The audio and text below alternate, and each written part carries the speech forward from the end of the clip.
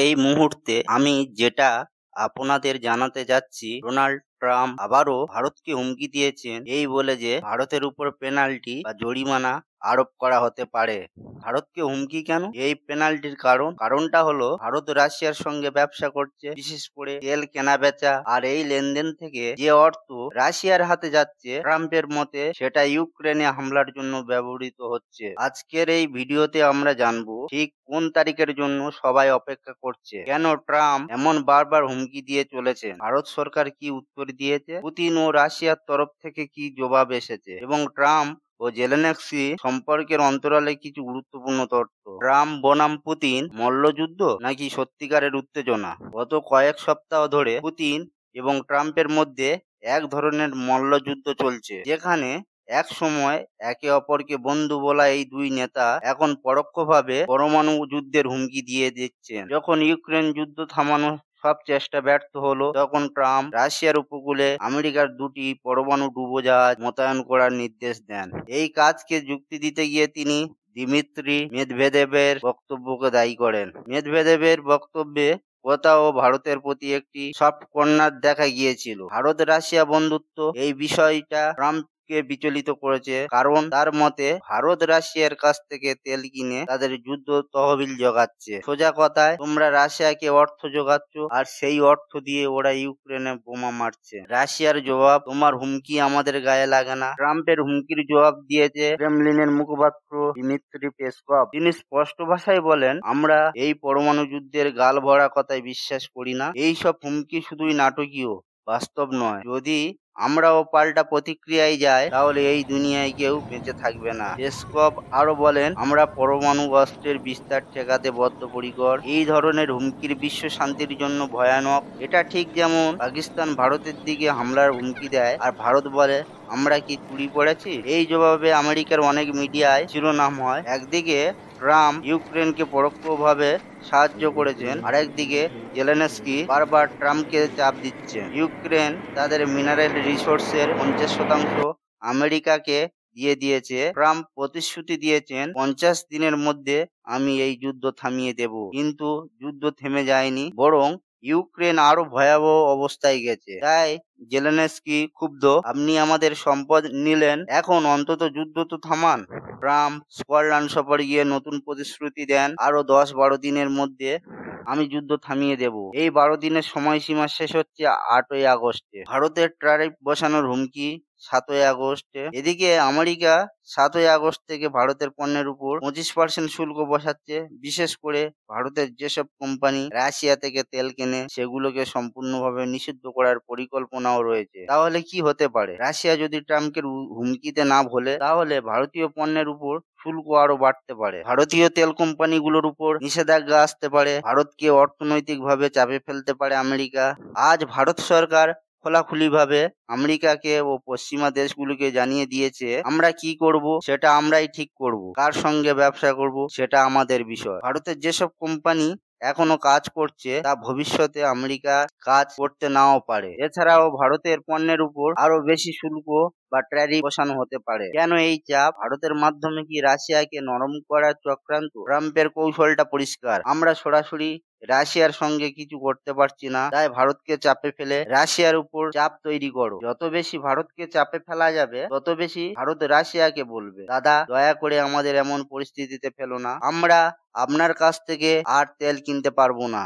এইভাবে রাশিয়া নিজেই নিজে থেকে নরম হয়ে যাবে, এই বিশ্বাস ট্রাম্পের। ভারত বারবার বলে এসেছে, আমরা স্বাধীন দেশ, আমরা কাকে তেল কিনবো, কার সঙ্গে ব্যবসা করব, এটা আমাদের নিজেদের সিদ্ধান্ত। আজকের ভিডিওর শেষে আমরা দেখাবো ভারতের এই শক্তিশালী জবাব, যা শুনলে আপনারা গর্বে মাথা উঁচু করবে। ট্রাম্প বলেছেন, 8 আগস্টের মধ্যে আমি রাশিয়াকে মানাতে পারবো, এটাই আমার টার্গেট। আর সেই টার্গেট পূরণে ভারতের উপর চাপ সৃষ্টি চলছে পুরোদমে। জেলেনস্কি ও পুতিন আলোচনার সম্ভাবনা কতটা? একদিকে শোনা যাচ্ছে পুতিন এখন আলোচনায় বসতে পারেন, জেলেনস্কির সঙ্গে। আমেরিকার পক্ষ থেকে এক বিশেষ দূত ভিটকভ 6ই আগস্ট মস্কো যাচ্ছেন পুতিনের সঙ্গে দেখা করতে। ট্রাম্প নিজে তাকে পাঠাচ্ছেন এই বার্তা দিয়ে, দয়া করে জেলেনস্কির সঙ্গে অন্তত আলোচনায় বসুন। কিন্তু পুতিন বলছেন, আমি তো জেলেনস্কিকে প্রেসিডেন্টই বলে মনে করি না, তার মেয়াদ শেষ হয়ে গেছে, সে অবৈধভাবে ক্ষমতায় বসে আছে আমেরিকার ইচ্ছায়। আগে ইলেকশন করাও, তারপর নতুন প্রেসিডেন্ট এলে আমি কথা বলবো। মিডিয়ার দাবি,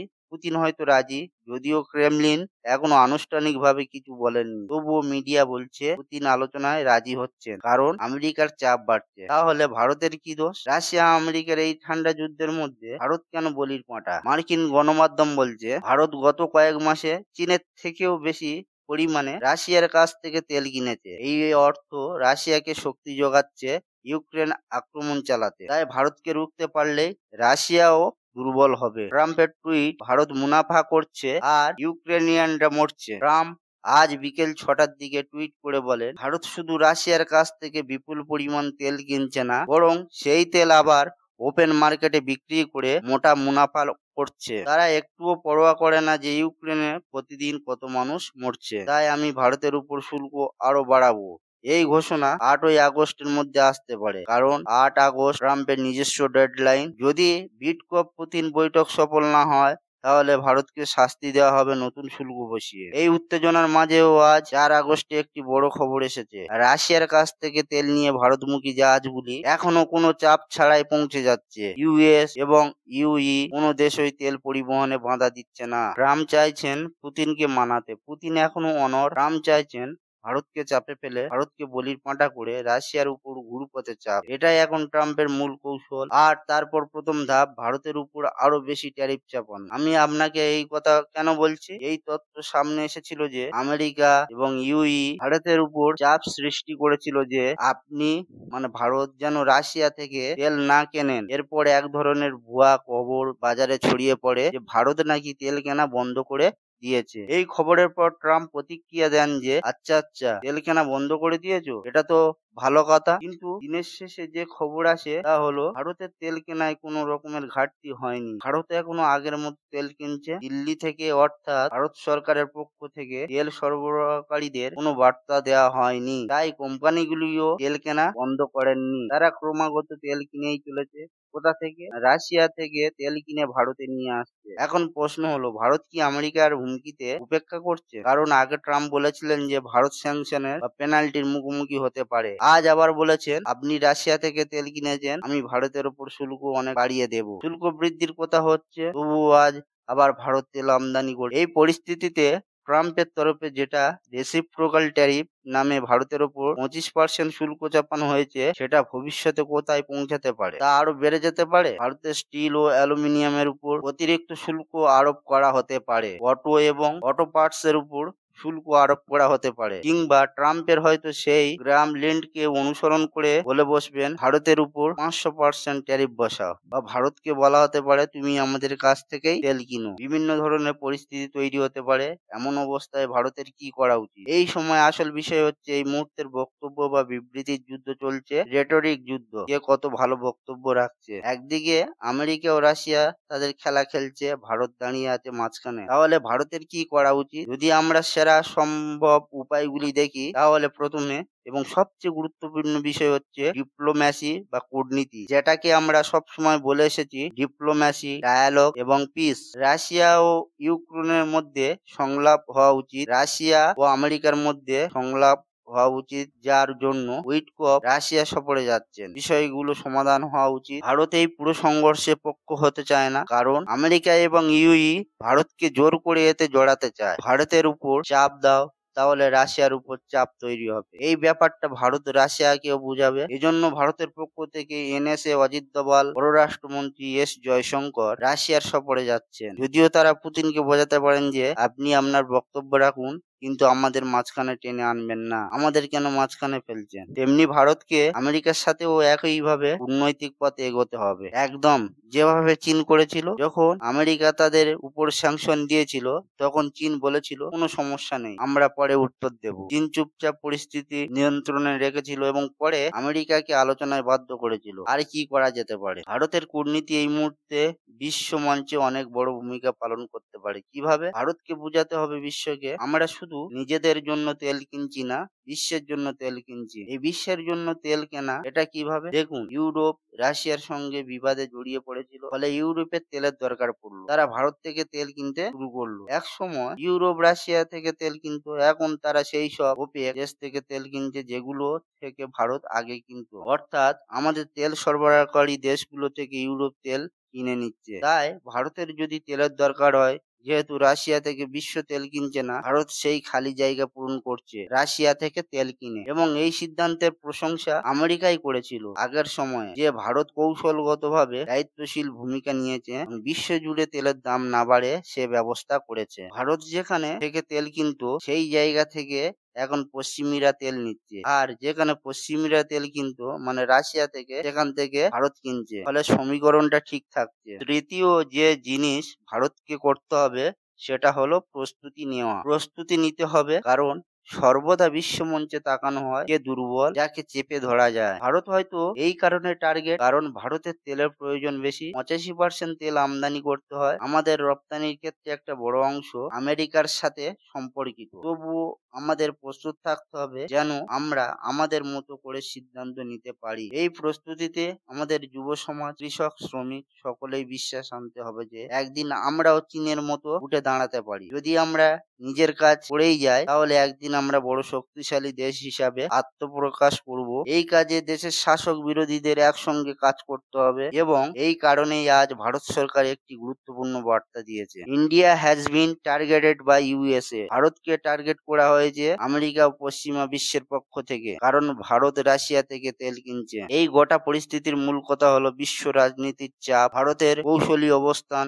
ভারত একদিকে রাশিয়া থেকে তেল কিনে নিজেদের চাহিদা মেটাচ্ছে, আবার বিশ্ব তেলের বাজার স্থিতিশীল রাখতেও ভূমিকা নিচ্ছে। এখন প্রশ্ন হলো, ভারতের এই অবস্থান কতদিন টিকবে, এবং আমেরিকা আসলে ভারতকে সত্যিই টার্গেট করছে নাকি রাজনৈতিক ষড়যন্ত্র করছে? রাশিয়া থেকে তেল কেনার কারণে বারবার ভারতকে লক্ষ্যবস্তু করা হয়েছে। প্রকৃতপক্ষে ভারত রাশিয়া থেকে তেল কেনা শুরু করেছিল কারণ ঐতিহ্যবাহী জ্বালানি সরবরাহ তখন ইউরোপের দিকে সরে গিয়েছিল যখন সংঘাত শুরু হয়। আমেরিকা অনেকবার এই বিষয়ে উৎসাহিত করেছিল এবং বলেছিল যে ভারত বিশ্ব জ্বালানির স্থিতিশীলতা বজায় রেখেছে। ভারত আমদানি করে এবং নিশ্চিত করে যে আমরা জ্বালানির দামে সঠিকভাবে ভারসাম্য রাখি। আমাদের বহুবার সমালোচনা করা হয়েছে তাদের দ্বারা, যারা নিজেরাও রাশিয়ার সঙ্গে বাণিজ্য করে, আমাদের মতো নয় যারা শুধুমাত্র নিজেদের প্রয়োজনে এই বাণিজ্য করছে। ইউরোপীয় ইউনিয়ন 2024 সালে রাশিয়ার সঙ্গে 67.5 বিলিয়ন ইউরোর দ্বিপাক্ষিক বাণিজ্য করেছে। এমনকি 2023 সালেও তারা 17.2 বিলিয়ন ইউরোর বাণিজ্য করেছে রাশিয়ার সঙ্গে। শুধু তাই নয়, তারা তাদের আগের রেকর্ডও ভেঙে ফেলেছে এইভাবে বাণিজ্য করে। ইউরোপ এবং রাশিয়া শুধু জ্বালানি নয়, সার, খনিজ, রাসায়নিক, লোহা, ইস্পাত প্রভৃতি ক্ষেত্রেও বাণিজ্য চালিয়ে যাচ্ছে।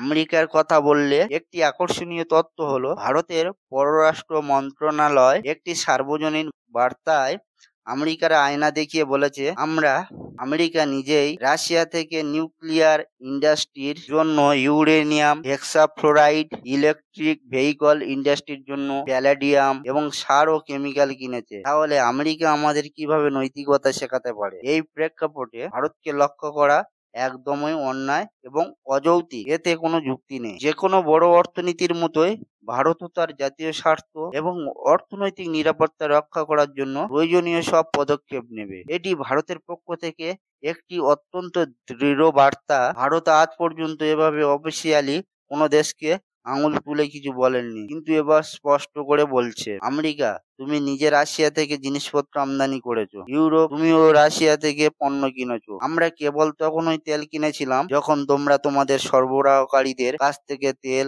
আমদানি করতে শুরু করেছিলেন, কারণ তোমরা নিজে রাশিয়ার সঙ্গে বিবাদে জড়িয়ে পড়েছিলে। এই পরিস্থিতিতে ভারতের এই বার্তা একেবারে দৃঢ় ও সোজা সাপটা। বিশ্বকে এটা বুঝিয়ে দেওয়া হয় যে তোমরা ভাবতে পারো আমরা চাপে পড়েছি, কিন্তু আমরা আমাদের জাতীয় স্বার্থ রক্ষা করবই। এই তথ্যগুলি যদি ভালো লেগে থাকে তাহলে লাইক, শেয়ার এবং সাবস্ক্রাইব করবে। নমস্কার।